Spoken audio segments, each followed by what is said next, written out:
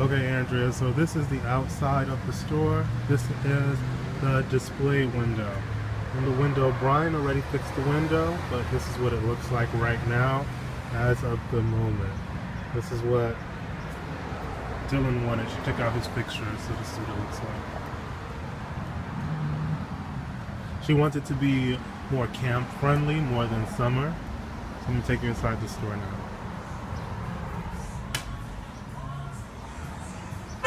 The first thing you see inside when you walk in is the stationery items that she moved here, the tumblers. She took her book off this wall and she wanted it somewhere like behind the register. And also you have the Jolly Pop trees I told you about and the unicorn pops that are in the window, along with the McLaren stroller. So next is the gummy wall. On this side is the gummy bears, all the gummy bear products, and below is like cupcake keychains and a couple of little novelty things. Then next to it is the sour. On top you see like the candy houses. We also moved the bears to the top of the gummy wall. But along the top is all candy houses, which looks very strange up top. So this is the sour statement. She also condensed fillables. All fillables are now on this side of the store, going across. No fillables are anywhere else in the store other than this bottom row, below the sour bulk and the sour statement. And then you'll have the food wall over here. We have like the bacon stuff. We still have more candy houses on top, which looks very strange.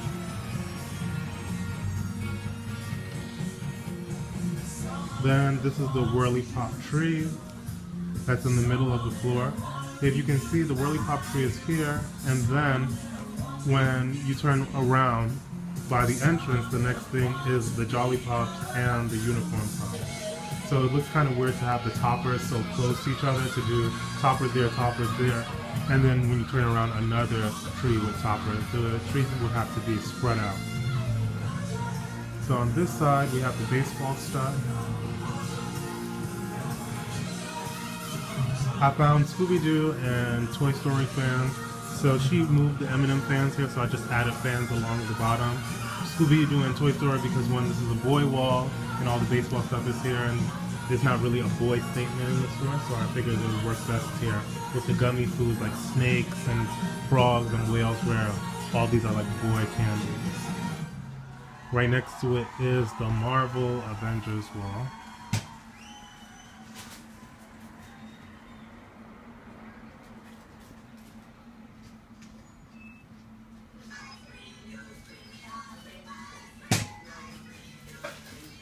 Then you have the Jelly Belly wall. We found Bean Boozle and the popcorn, the Jelly Belly popcorn, what we added to the wall. So, yeah. Where's the bag? Oh, we found them. Thanks. This wall didn't change from when we opened it. Candy Crush and the video game stuff and Pez are still here. Most we did was add Wonka to the buckets now when we removed it off the table.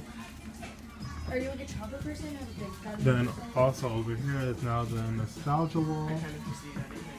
Okay, let's look. On the nostalgia wall, we moved the Wonka stuff to the last row since we didn't have a home for it. And the theme what me and Scarlett went with was that Wonka is nostalgic in itself, so putting underneath the nostalgia wall, people will still assume the nostalgic nature of the candy. And next to it is the Nerds in the bucket, and then you also have Laffy Taffies assorted in the bucket.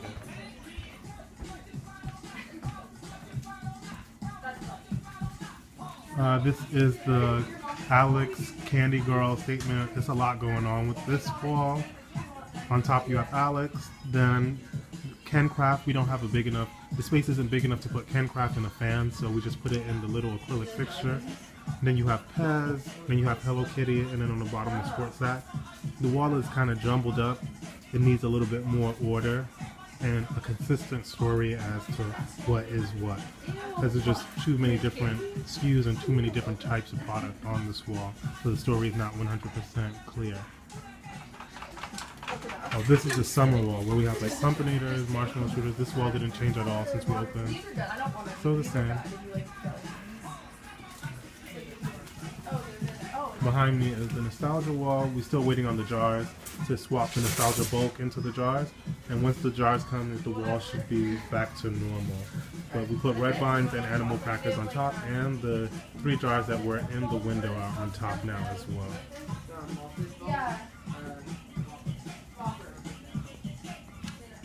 Chocolate World. We got the bark in, so bark is now lives on top of the chocolate, and you have popcorn here.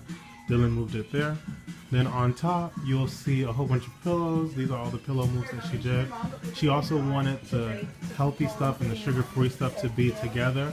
So eat whatever is sugar-free. We also have the allergy-free Divvy's bars, 100-calorie bars, sugar-free Project 7 gum, and the 100-calorie packs, and then the sugar-free stuff is there. So she wanted international and all the good food here above the Chocolate World, along with the pillow. So this is what it looks like far back.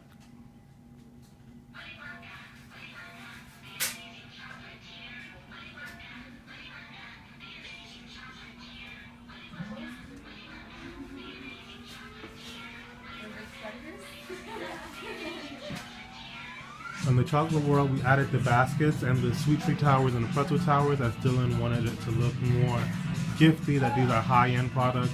So we felt the baskets would make it look a little bit more festive and make it give that gifty appeal. Over here is where we have the Wizard of Oz stuff. I found a fixture in the basement to hold the shoes. Dylan put her book here. This was one of Dylan's moves as well. This is how she wanted the wall to look, and she's happy with it. We put the summer Oreos here on the wall. Dylan felt like they look too festive to be with the rest of the summer stuff, because the summer stuff looked too kitty. So those are the Oreos here, next to between the basket and pail, with the rest of all her book and everything. Oh, these gumball machines, I found them in the basement. I know they're discontinued, so yeah, we put them out. We're gonna still try to sell them. People love these gumball machines. We need them back. We also moved the DCB bar fixture now into the Chocolate World. I told her since we didn't really have the chocolate dripping down from the walls like we originally planned, the chocolate bar at least makes this area feel more chocolatey with the personalized bars in the middle as well. So we didn't want the bar on top of the chocolate bar fixture to block the chocolate area. So this is the Chocolate World side. The front of the register base. This is the hot mess I was telling you about before. There's too much going on. It doesn't make any sense. And then behind the register is all the gifty stuff. This was one of Dylan's. She's personally happy with this one. She wants it to stay like this, where it looks gifty and gives examples of how to gift it. Pillows didn't move. Pillows are still the same. Bunnies are now live on top of the fuzzy slippers and below the fuzzy slippers. The fuzzy slippers, her only concern was that they didn't have size tabs, and there's no way to know your size unless you check each tab, but it's still risk of them getting messed up.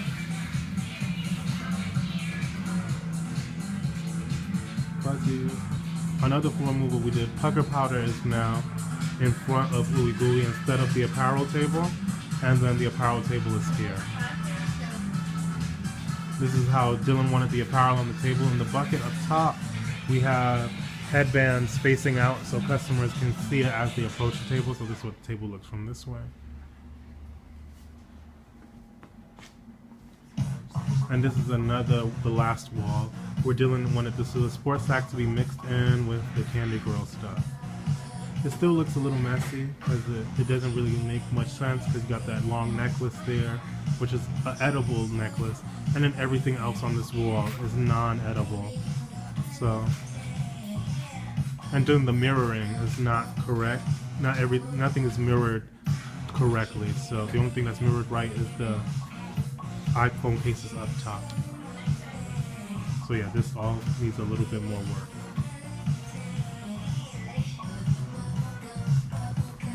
And that is it for the floor moves made by Dylan.